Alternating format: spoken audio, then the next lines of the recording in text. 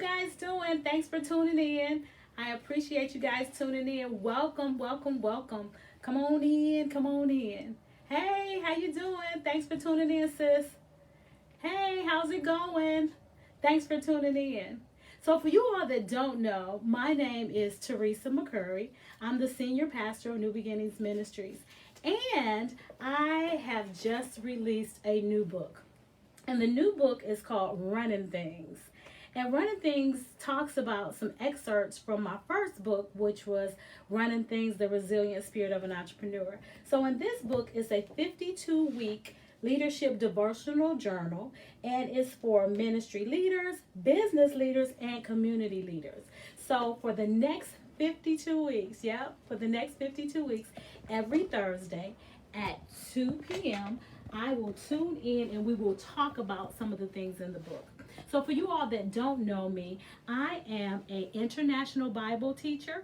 I'm an international speaker, an author, and the CIO of Super T Inspires. CIO, Chief Inspirational Officer of Super T Inspires. And I am just really excited to be able to share this with you guys.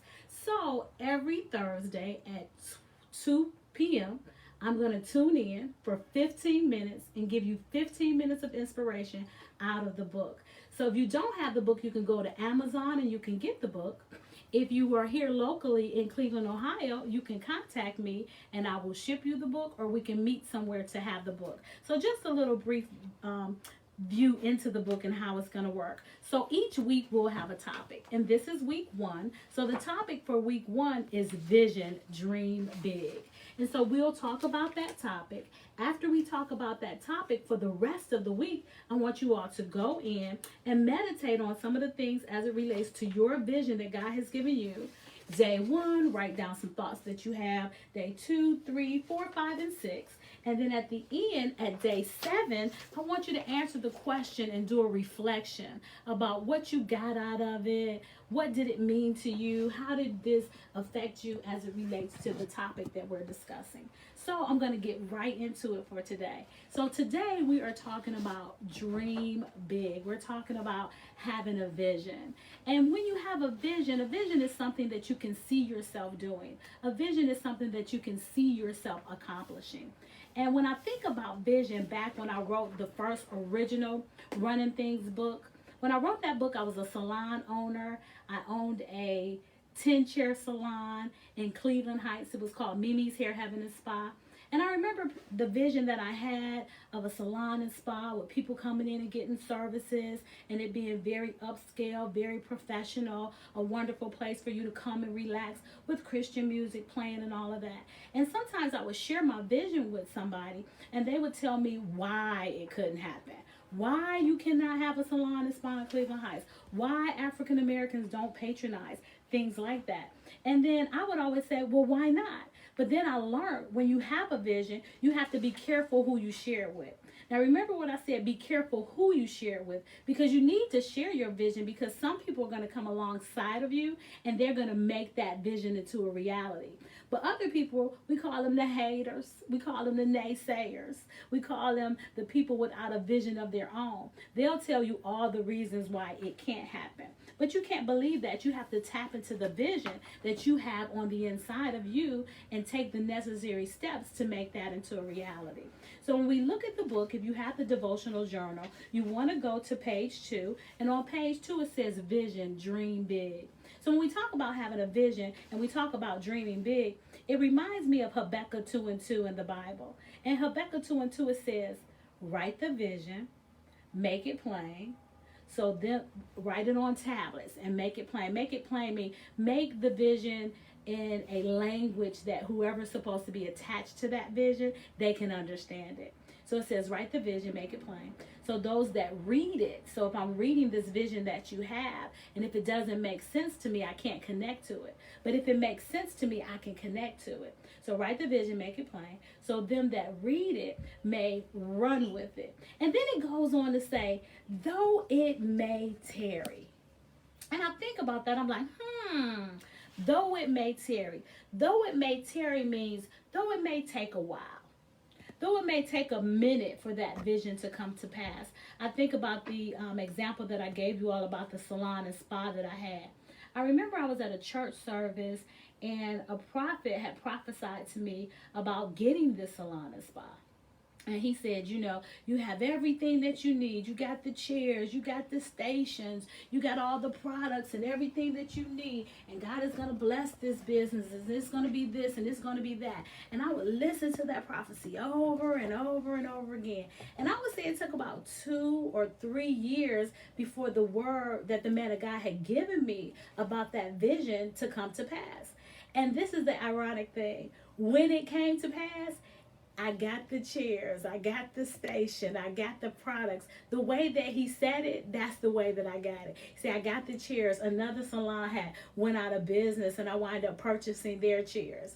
I got the stations. I found some stations in a magazine that I just absolutely fell in love with.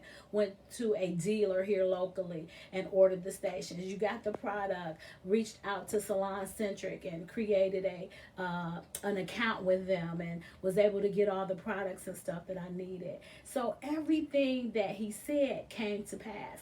But just think about, if I didn't tap onto that vision, if I didn't keep that vision in my head, where would I have been? What would have happened?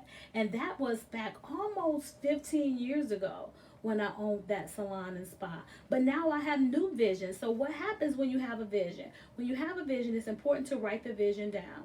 When you write the vision down, it's important to go back and revisit that vision, because sometimes the vision needs to be tweaked.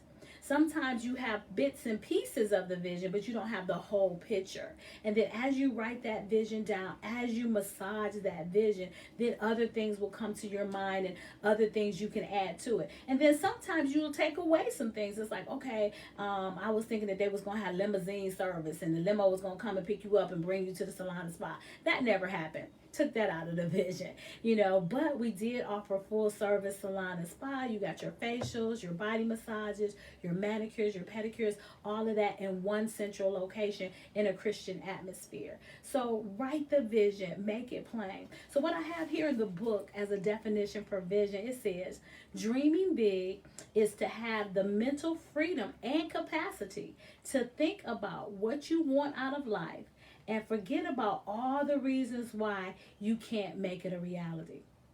Think about that. Forget about all the reasons why you can't make it a reality. Because if you have a vision, especially if it's a God vision, if you have a God vision, only thing you have to do is to be faithful to that vision. Think about that vision. Pray on that vision. Do the things that you need to do so you can help that vision come to pass. For some of you, helping that vision come to pass may mean going back to school. For some of you, it may mean taking up a trade. For some of you, it may mean getting in a different circle of people, because iron sharpens iron. So if you get around a different set of people, it might help you to elevate and to help that dream come to pass, help that vision come to pass. So if you have a vision, it's important for you to cultivate that vision. I call the vision your baby. Just like if you was to have a physical baby. If you have a physical baby, you have to take care of that baby. You have to nurture that baby. You have to feed and bathe that baby and clothe that baby. Your vision is your baby. So whatever it takes for you to bring that vision to pass, you have to be dedicated enough to focus on those things. One of the quotes that I have right here in the book as it relates to vision, and I love this quote, it says, where there is no vision, the people perish. Likewise, where there is no business, a business will perish. So you have to have a vision. It's like, if I was to leave here, where am I going? If I don't know where I'm going, how will I know when I get there? I don't. So you have to have a vision where it is you're going, and your vision is your destination for your ministry, your destination for your business, your destination for your nonprofit organization, your destination for the community that you're working with. What is the vision? How do you know when you get to the end? How do you know that you have arrived? So once you've arrived at your vision, Then it's time to write down a new vision. Then it's time to start all over again.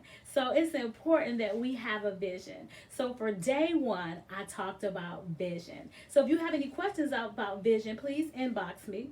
If you want to have a one-on-one accountability session with me, you can inbox me as well. So we'll be back here every Thursday at 2 o'clock talking about the 52 weeks of running things.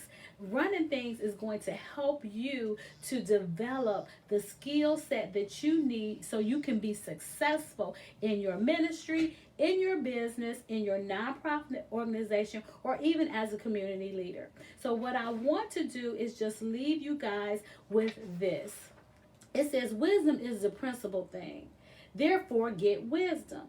And with all thy getting, get understanding. So when you are pursuing your vision, it's important to get wisdom, to do what they call your due diligence. So you have to do your homework to bring that vision to pass. So your due diligence, that will be you doing your homework. Your due diligence will be reading about it. It will be studying about it. It would be something simple as, I remember I was coaching entrepreneur, and she was talking about how she didn't know all these different things as it related to business.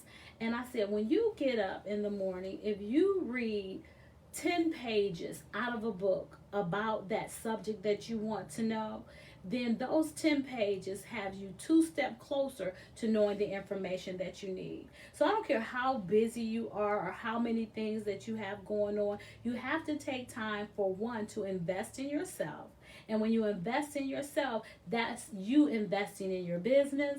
That's you investing in your ministry. That's you investing in your nonprofit or in the community that you lead. So it's important for you to do all of those things. So as I said before, I'm Senior Pastor Teresa McCurry. The name of my business is Super T Inspires, and I offer holistic solutions for ministry leadership, self-care, and kingdom development.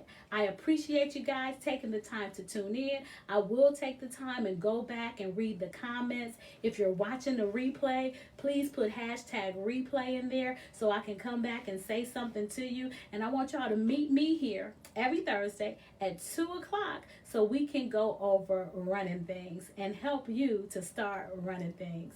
Have a great day. Bye-bye.